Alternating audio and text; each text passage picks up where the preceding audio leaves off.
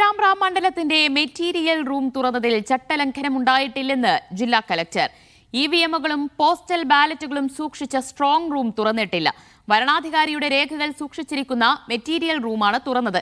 സ്ഥാനാർത്ഥികളുടെ ഏജന്റുമാരുടെ സാന്നിധ്യത്തിലായിരുന്നു നടപടിയെന്നാണ് കലക്ടറുടെ വിശദീകരണം.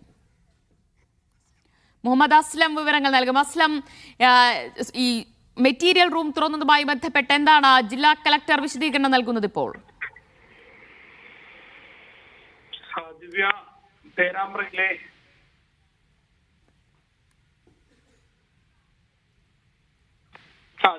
പേരാമ്പ്രയിലെ വോട്ടെണ്ണൽ കേന്ദ്രത്തിൽ വോട്ടെണ്ണൽ യന്ത്രങ്ങൾ അല്ലെങ്കിൽ വോട്ടിംഗ് യന്ത്രങ്ങൾ സൂക്ഷിച്ചിരിക്കുന്ന കേന്ദ്രത്തിലെ മെറ്റീരിയൽ റൂം തുറക്കുന്ന സംബന്ധിച്ച് വലിയ വിവാദം ഉണ്ടായിരുന്നു. അതിൽ തെരഞ്ഞെടുപ്പ് അട്ടിമറി ഉൾപ്പെടെ UDF ആരോപിക്കുകയും മുഖ്യ തെരഞ്ഞെടുപ്പ് ഓഫീസർക്കും ജില്ലാ കളക്ടർക്ക് പരാതി നൽകുകയും ചെയ്തിട്ടുണ്ടായിരുന്നു. നേരത്തെ പേരാമ്പ്ര വരണാധികാരി ഒരു വിശദീകരണം നൽകിയിരുന്നു.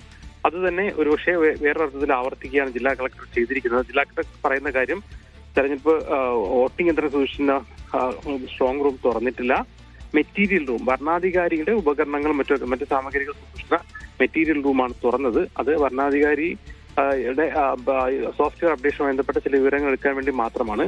അതിന് തുറക്കേണ്ട ആവശ്യമായ നടപടിക്രമങ്ങൾ, അതായത് സ്ഥാനാർത്ഥിയുടെ ഏജന്റുമാരെ അറിയിക്കുക, അവരുടെ സാന്നിധ്യത്തിൽ രണ്ട് പേര് കൂടി പറയുന്നത്, ഒരു മൂസിൻ LDF സ്ഥാനാർത്ഥിയുടെ TP രാമകൃഷ്ണൻ ഏജന്റായ മൂസിനും ഫാത്തിമ തലിന്റെ ഏജന്റായിട്ടൊരു ഷെഹസാദി രണ്ടുപേർ കൂടി അവിടെ ഉണ്ടായിരുന്നു. അവരുടെ സാന്നിധ്യത്തിലാണ് ഈ കാര്യത്തിൽ തുറന്നത്. അതുകൊണ്ട് തന്നെ ഏതെങ്കിലും തരത്തിലുള്ള ചട്ടലംഘനം ഇക്കാര്യത്തിൽ ഉണ്ടായിട്ടില്ല.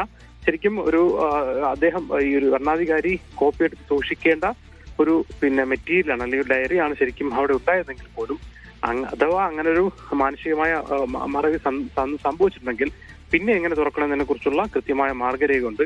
ആ മാർഗരേഖ പാലിച്ചുകൊണ്ടാണ് അത് തുറന്നത്. അത് സീൽ ചെയ്ത മുറിയല്ല, വോട്ടിംഗ് യന്ത്രങ്ങളോ പോസ്റ്റൽ ബാലറ്റോ ഒന്ന് സൂക്ഷിച്ച സ്ട്രോങ് റൂമോ അല്ല, പകരം സാമഗ്രികൾ സൂക്ഷിച്ച ഒരു മെറ്റീരിയൽ റൂം മാത്രമാണ്. അതിൽ തുറന്നതിൽ ചട്ടലംഘനം ഉണ്ടായിട്ടില്ല എന്നാണ് ജില്ലാ കളക്ടർ പറയുന്നത്. എന്തായാലും ഈ സംബന്ധിച്ചുള്ള പൂർണ്ണമായ റിപ്പോർട്ട് മുഖ്യ തെരഞ്ഞെടുപ്പ് ഓഫീസർക്ക് അദ്ദേഹം അയക്കും. എന്തായാലും UDF ഈ പേരാമ്പ്രയിൽ ഭരണാധികാരിയെ മാറ്റണം എന്ന ആവശ്യത്തിൽ ഇപ്പോഴും ഉറച്ചു നിൽക്കുകയാണ്. അതേസമയം ചട്ടലംഘനം ഉണ്ടായിട്ടില്ല എന്ന നിലപാടിൽ തന്നെയാണ് ജില്ലാ ഭരണാധികാരി കൂടിയ ജില്ലാ കളക്ടർ.